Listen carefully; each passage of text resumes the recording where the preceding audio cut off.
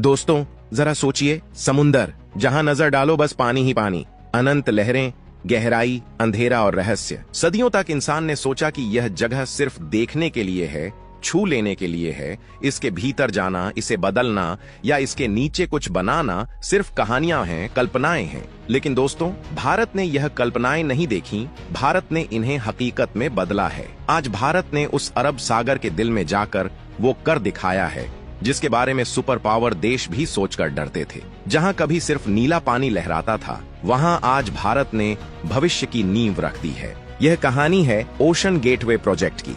Asia ही नहीं बल्कि पूरी दुनिया के सबसे आधुनिक और रणनीतिक समुद्री केंद्र की। दोस्तों, ये कोई साधारण प्रोजेक्ट नहीं है, यह भारत के आत्मविश्वास, तकनीक और भविष्य के सपनों की सबसे बड़ी पहचान है। लेकिन दोस्तों, इस वीडियो में आने वाला हर हिस्सा आपके रोंगटे खड़े कर देगा, इसलिए वीडियो को लाइक करें, चैनल को सब्सक्राइब करें और नीचे कमेंट बॉक्स में जय हिंद जरूर लिखें।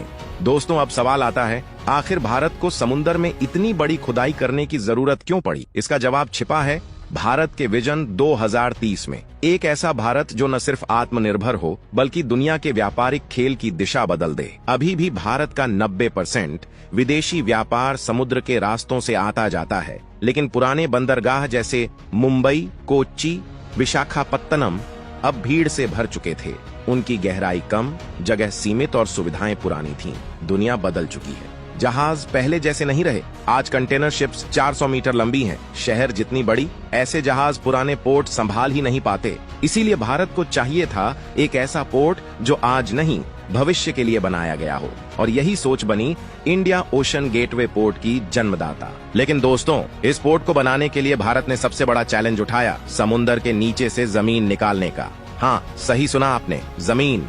भारत ने समुद्र की गहराइयों से मिट्टी, रेत और चट्टानें बाहर निकाली और समुद्र के बीचों बीच 220 एकड़ की नई जमीन बना दी। यह भूमि पहले दुनिया में कहीं मौजूद ही नहीं थी, यह भारत ने खुद पैदा की है। ये काम आसान नहीं था, क्योंकि अरब सागर की गहराई 45 से 55 मीटर तक जाती है, जहां पानी की धाराएं इतनी तीव्र होती हैं कि साधारण मशीनें पलक झपकते पलट जाती।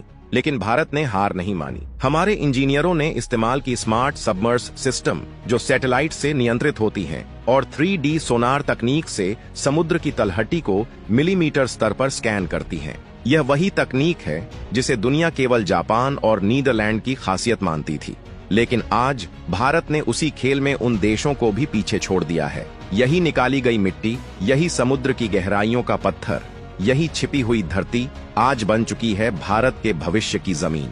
दोस्तों, यह सिर्फ इंजीनियरिंग नहीं है, यह भारत की सोच का स्तर है। यह संदेश है कि भारत अब सिर्फ जमीन पर नहीं, समुद्र पर भी अपना हक लिख रहा है। और यह तो सिर्फ शुरुआत थी, अभी तो इस प्रोजेक्ट की असली कहानी अंदर छिपी है। वो कहानी जहां यह पोर्ट भारत की अर्थव्यवस्था, व्यापार, नौसेना और भू राजनीतिक प्रभुत्व को एक नए युग में ले जाता है। यह कहानी है कि कैसे भारत ने समुद्र को हराया नहीं, उसे अपना साथी बनाया। और दोस्तों, जब एक देश का साथी लहरें बन जाती हैं, तो उसके रास्ते को कोई ताकत रोक नहीं सकती। दोस्तों, अब जरा सोचिए, जब समुद्र के बीच नई जमीन तैयार हो गई, तो उस पर कैसा पोर्ट बना होगा? क्योंकि भारत ने यह पोर्ट पुराने जमाने की सोच के हिसाब से नहीं बनाया, बल्कि आने वाले 50 साल आगे की दुनिया के हिसाब से तैयार किया है। यहाँ हर चीज ऑटोमेटेड है। यहाँ कंटेनर उठाने, ship berthing, cargo movement, dock operation, सब कुछ इंसान नहीं बल्कि आर्टिफिशियल इंटेलिजेंस और रोबोटिक सिस्टम नियंत्रित करते हैं। इस पोर्ट को दुनिया का पहला fully smart marine logistics ecosystem कहा जा रहा है। यहाँ ड्रोन ऊपर से निगरानी रखते हैं, पानी के अंदर अंडर वाटर सेंसर हर बदलाव पर नजर रखते हैं और हर कंटेनर की मूवमेंट एक विशाल सेंसर नेटवर्क से ट्रैक होती है। एक जहाज के आते ही उसका पूरा ऑपरेशन सिस्टम अपने आप शेड्यूल से जुड़ जाता है। कोई इंसान चिल्लाकर आदेश नहीं दे रहा, कोई कागज नहीं घूम रहा, सब कुछ ऑटोमेटिक। और सुनिए, यह पोर्ट सिर्फ आधुनिक नहीं है, यह पूरी तरह ग्रीन एनर्जी पर चलता है। यहाँ की बिजली समुद्री लहरों, हवा और सूरज से आती है। यहाँ अपना कचरा खुद रिसाइकिल होता है। यहाँ समुद्र के पानी को मीठा बनाकर उपयोग किया जाता है। यानी यह पोर्ट न सिर्फ भारत के लिए बल्कि दुनिया के लिए सस्टेनेबल सी इंफ्रास्ट्रक्चर का मॉडल बन गया है। दोस्तों, यह सिर्फ व्यापार का केंद्र नहीं है, यह भारत की आत्मनिर्भरता का जीवित प्रमाण है। और सबसे बड़ी बात, यह पोर्ट भारत के सबसे विशाल औद्योगिक कॉरिडोर से सीधा जुड़ा हुआ है। यानी सोचिए, दिल्ली में बनी एक मशीन, बेंगलुरु में बना एक इलेक्ट्रॉनिक पार्ट, गुजरात में बना कोई केमिकल, तमिलनाडु में बना कोई वाहन, सब कुछ सीधे इस पोर्ट से दुनिया के किसी भी देश में भेजा जा सकता है। यही कनेक्टिविटी भारत को एशिया का नया ट्रेड हब बना रही है। और दोस्तों, जब व्यापार बदलता है तो किस्मत बदलती है, जब रूट बदलता है तो ताकत बदलती है। यही कारण है कि सिंगापुर, दुबई और शंघाई जैसे बड़े पोर्ट्स अब इस नए पोर्ट को गेम चेंजर कह रहे हैं। ये वही जगह है जहां कल तक जहाज रुकते थे, दुनिया रुकती थी, लेकिन अब जहाज भारत में रुकेंगे, ट्रेड भारत से नियंत्रित होगा और एशिया की आर्थिक धड़कन भारत में धड़कने वाली है। पर कहानी यहीं खत्म नहीं होती, क्योंकि भारत ने इस पोर्ट को सिर्फ व्यापार के लिए नहीं बनाया। भारत ने इसे एक सामरिक शक्ति केंद्र यानी मैरीटाइम डिफेंस कमांड की तरह डिजाइन किया है। और अब खेल यहीं से दिलचस्प होता है, क्योंकि अब ये प्रोजेक्ट सिर्फ अर्थव्यवस्था नहीं, बल्कि भू राजनीति में भी भारत की स्थिति बदलने वाला है। और दोस्तों, यही हिस्सा चीन को सबसे ज्यादा जलाता है। और अब आता है इस प्रोजेक्ट का असली खेल, भू राजनीति का खेल, समुद्री शक्ति का खेल, वो खेल जिसमें आज तक चीन खुद को बेजोड़ समझता था। चीन ने सालों तक स्ट्रिंग ऑफ पर्ल्स रणनीति के तहत श्रीलंका, पाकिस्तान, म्यांमार और अफ्रीका में पोर्ट बनाकर भारत को घेरने की कोशिश की, ताकि हिंद महासागर उसका कंट्रोल जोन बन जाए। लेकिन दोस्तों, भारत ने इस ओशन गेटवे पोर्ट के साथ वो चाल चली है जिसने चीन की पूरी रणनीति को एक झटके में बेकार कर दिया। ये पोर्ट सिर्फ व्यापार का हब नहीं है, ये भारत की मैरीटाइम डिफेंस लाइन है। यहाँ नौसेना का एडवांस्ड बेस तैनात है, अंडर वाटर ड्रोन निगरानी पर हैं और समुद्र की गहराई में सेंसर नेटवर्क बिछाया गया है जो किसी भी संदिग्ध पनडुब्बी, जहाज या गतिविधि को तुरंत पकड़ लेता है। यानी अब अरब सागर, हिंद महासागर और पर्शियन गल्फ सबकी समुद्री नसों पर भारत की नजर है, जिसकी तुलना अब अमेरिका भी अपने पैसिफिक बेस से करने लगा है। यही कारण है कि जापान, अमेरिका और ऑस्ट्रेलिया अब यहाँ भारत के साथ संयुक्त नौसैनिक अभ्यास कर रहे हैं। दोस्तों, दुनिया समझ चुकी है कि हिंद महासागर में अब रूल मेकर भारत है, न कि कोई और। यह पोर्ट भारत की अर्थव्यवस्था की रीढ़ भी बन रहा है। लॉजिस्टिक कॉस्ट घट गई, एक्सपोर्ट रफ्तार बढ़ गई, तटीय राज्यों में रोजगार बढ़ गया, गुजरात और महाराष्ट्र के इंडस्ट्रियल क्लस्टर्स सीधे ग्लोबल मार्केट से जुड़ गए और शिपिंग टाइम 7 से 10 दिन तक कम हो गया। यही वजह है कि दुनिया इस प्रोजेक्ट को नाम दे चुकी है द इंडियन ओशन रेवोल्यूशन। और सच भी यही है। दोस्तों, यह प्रोजेक्ट सिर्फ इंजीनियरिंग नहीं है, ये सिर्फ कंक्रीट और मशीनों का ढांचा नहीं है, यह भारत की सोच का प्रतीक है। वो सोच जो कहती है कि जहां दुनिया रुक जाती है, वहां भारत शुरुआत करता है। आज अगर कोई पूछे कि किस देश ने समुद्र की गहराइयों से अपना साम्राज्य उठाया, तो जवाब सिर्फ एक है, भारत। क्योंकि भारत ने समुद्र को हराया नहीं, उसे अपना मित्र बनाया। और याद रखिए दोस्तों, जब एक देश का साथी लहरें होती हैं, तो उसे रोकने की ताकत तूफानों में भी नहीं होती। यह तो बस शुरुआत है, क्योंकि अब भारत की नजर सिर्फ लहरों पर नहीं, उनके नीचे छिपे भविष्य पर है। दोस्तों, आपकी क्या राय है, कमेंट बॉक्स में जरूर बताइएगा। जय हिंद, जय भारत। चीन पाकिस्तान की बढ़ी टेंशन, भारत और इजराइल के ऐलान ने मचाया तहलका। इजराइल के साथ भारत करने जा रहा बहुत बड़ी डिफेंस डील। एयरफोर्स को मिलेंगे 6 रिफ्यूलिंग विमान, हवा में ही भर लेंगे ईंधन। वायुसेना की ताकत में होगा बहुत बड़ा इजाफा। दोस्त, इजराइल के साथ होगी ये डिफेंस डील।